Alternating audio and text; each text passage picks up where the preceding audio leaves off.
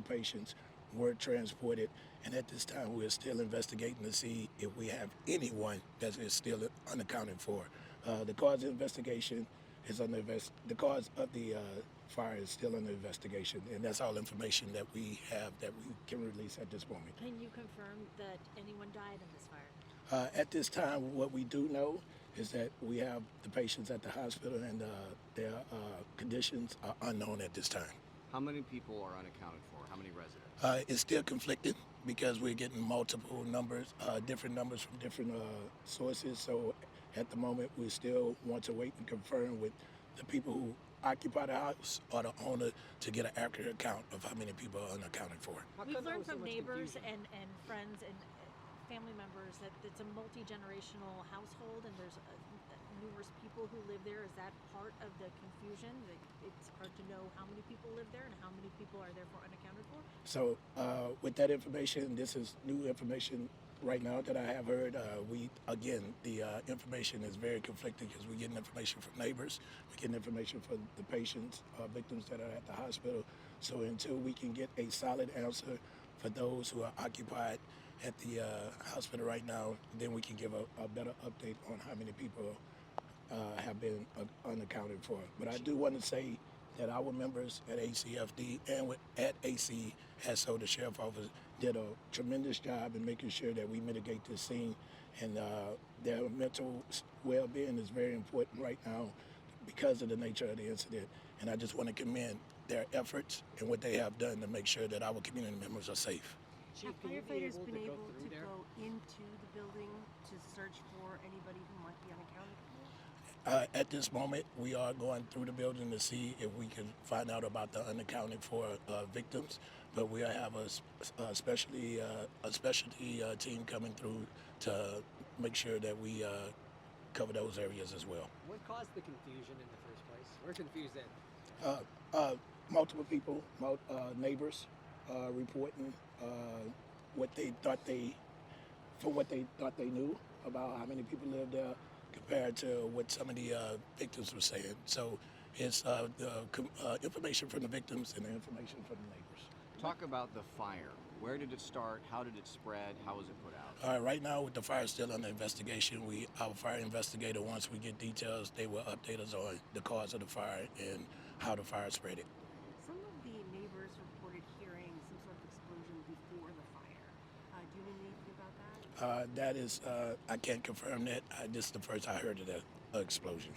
So of the number of people in the hospital, 6 people you said? And We had multiple people transported. I didn't give a number in the beginning. so we don't even know the exact number of people who are in the hospital? We had multiple victims transported. But not an exact number? Not an exact number at this time. Do we know the extent of their injuries, how serious they are? They're still at the hospital, and we still don't know the extent of their injuries at this moment. Is there anything you can tell us about the structure itself? Is it, a single-family home? Is it attached? Is it an ADU? It's a 2-story descending home, which means that the levels descend below grade. So is pretty much what I can give you at the moment, and it's a multi-family dwelling home. Can you talk about how difficult it was to put out the flames here? Firefighters were definitely tasked with some difficult responsibilities because of the descending home. So, but that's what we train for each and every day for incidents like this. So with every fire, there will be some challenges, and some of the challenges is because this was a descending home. So just to... Sorry, go ahead. This wasn't a commercial fire. When your firefighters roll up to something they know is a family dwelling, like what is it for them to have to go into that situation knowing that they don't know what they're walking into? One of the first things is our priority is life. So our main priority is life and rescue, and also incident stabilization. So these are our priorities that we look for at any fire, whether it's commercial or residential. So in our members at ACFD, again, I will stress they did a fantastic job in making sure they took care of their priorities to mitigate this fire. But when you know you're being called out, there are people inside. Again, life is priority. So us being called out, we were in rescue mode. So if any incident that we have from the dispatch saying that there's a rescue inside, life is our number one priority. Cheryl, does the chief want to answer a couple of questions? I'm curious about coordinating with the sheriff's office for this investigation. Great job, by the way. Thank Before you. you go, Division Chief, just to recap for our viewers, we don't know how many people were taken to the hospital. We don't know how many are still unaccounted for. At this moment, again, multiple patients have been transported, and we're trying to get an accurate number for those who is transported and those that are unaccounted for. And the 6-year-old that was reported dead, are you not saying that 6-year-old is dead now? What I'm saying is we're still trying to account for those who, for all those patients and those who are unaccounted for. So we don't have accurate information at this moment. Is the 6-year-old among those unaccounted for? We're still getting that information. The chief is here, and step over. Thank you. Hi, Chief. Can you morning. tell us your name, title, the official Okay. stuff? I'm Willie McDonald. I'm the Alameda County Fire Chief. Obviously, this looks like a very serious fire, an ongoing investigation. What are your thoughts on all this?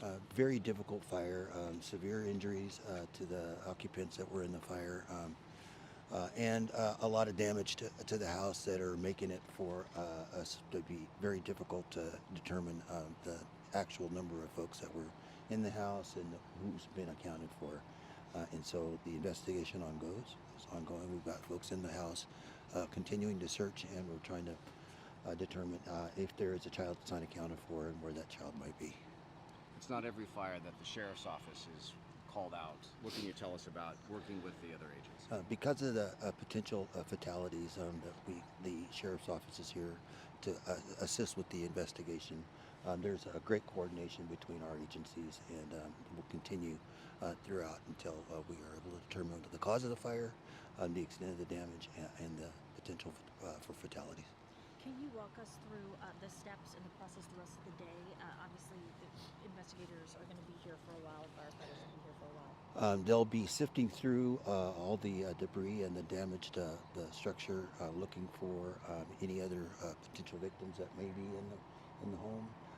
They'll be investigating the cause of the fire and what additional circumstances may have been included in the destruction.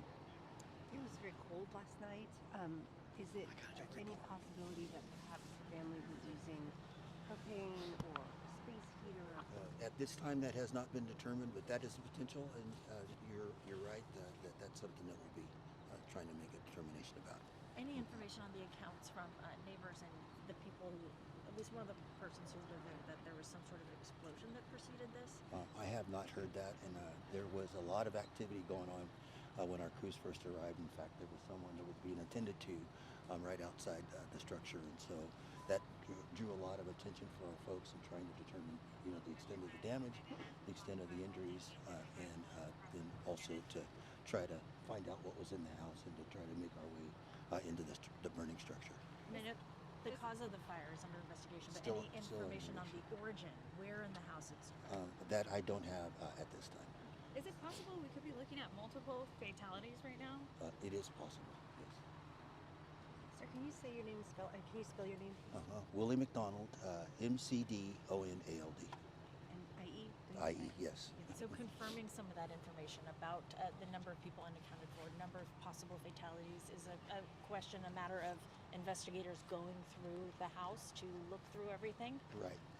It's that, and also we transported folks that were pulseless and non-breathing to the hospitals, and so we'll have to determine, the outcome of those injuries, and there is still someone that's unaccounted for. So some people were transported non-breathing, you said? Meaning Well, that we had 2 victims, 2 adults that were transported to the hospital that were pulseless and non-breathing, and they were being resuscitated as one of those was one that was being attended to when we arrived. so that would indicate some pretty serious injuries. Life-threatening, critical injuries. Yes. At least 2 people with life-threatening injuries. Yes. Thank you, Chief. Okay. Thank you all. Thank you, guys. I don't know what your death